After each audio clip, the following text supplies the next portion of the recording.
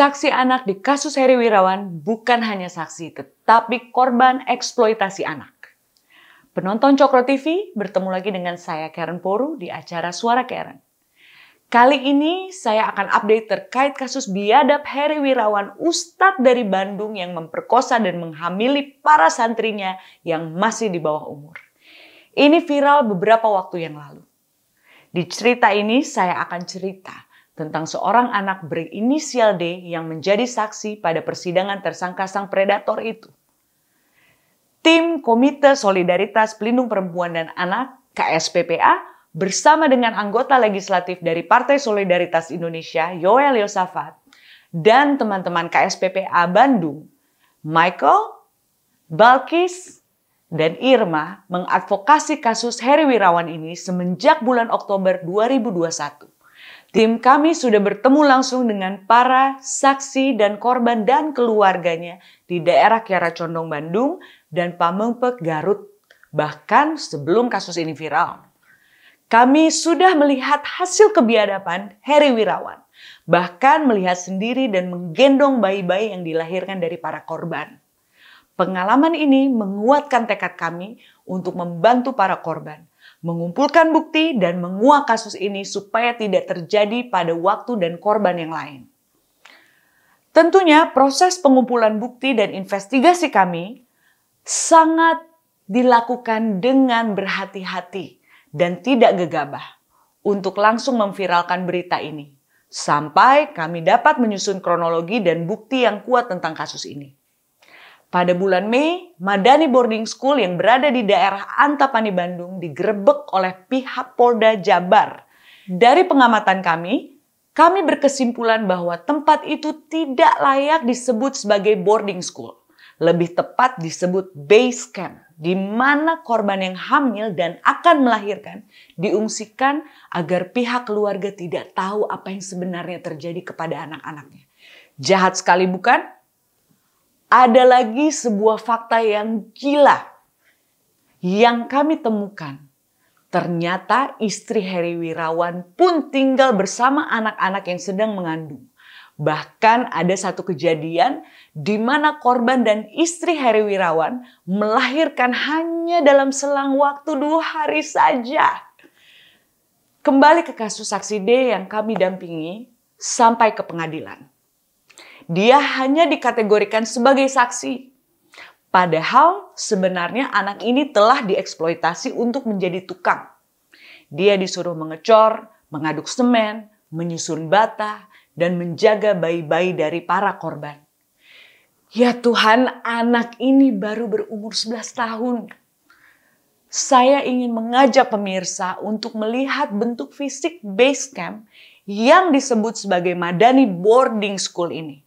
Dapatkah kita membayangkan bahwa rumah sekecil ini bisa dihuni oleh 40 santriwati? Sangat menjijikan ketika mendengar bahwa di bagian bawah anak-anak mengaji. Sementara di lantai atas, Heri Wirawan mensetubuhi anak-anak yang lain. Dari keterangan yang kami himpun, sebenarnya ada total 29 korban. Namun hanya 13 saja yang bersedia untuk berperkara di pengadilan.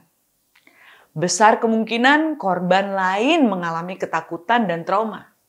Ada juga korban yang lebih dewasa yang sudah mempunyai perasaan terhadap pelaku.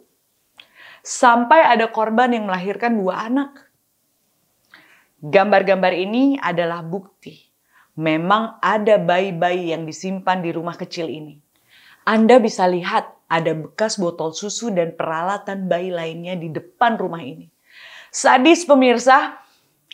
Mereka dibiarkan lahir tanpa status dan masa depan yang jelas dari rahim seorang ibu yang masih anak-anak. Sungguh keterlaluan. Kami berharap bukan hanya kasus persetubuhan anak saja yang disangkakan terhadap sang predator Heri Wirawan, tetapi eksploitasi terhadap anak-anak yang lain yang dijadikan sebagai budak olehnya. Dan penelantaran bayi-bayi yang semestinya mendapat pengurusan terbaik oleh orang tuanya. Kami, Tim Komite Solidaritas Pelindung Perempuan dan Anak (KSPPA) berharap ada penegakan hukum untuk para santriwati yang dieksploitasi oleh Heri Wirawan dan dia dapat mendapatkan hukuman yang maksimal. Kami percaya bahwa aparat penegak hukum di bumi Indonesia ini menggunakan hati nurani untuk memenuhi keadilan restoratif, terutama bagi para korban. Semoga restitusi bagi para korban dibayarkan dan mencukupi untuk memulai hidup baru dan melepaskan trauma yang dialami. Sedangkan untuk pelaku, kami minta dia dihukum seberat-beratnya. Predator anak lebih keji dari iblis.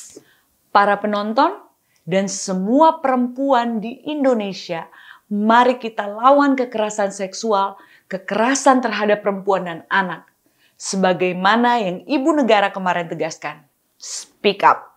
Sampai bertemu lagi di episode Suara Karen berikutnya. Terima kasih.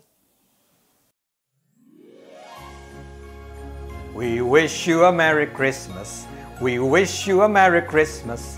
We wish you a Merry Christmas and a Happy New Year. Selamat Hari Natal dan Tahun Baru 2022. Merry Christmas, Happy New Year. Dan Tahun Baru.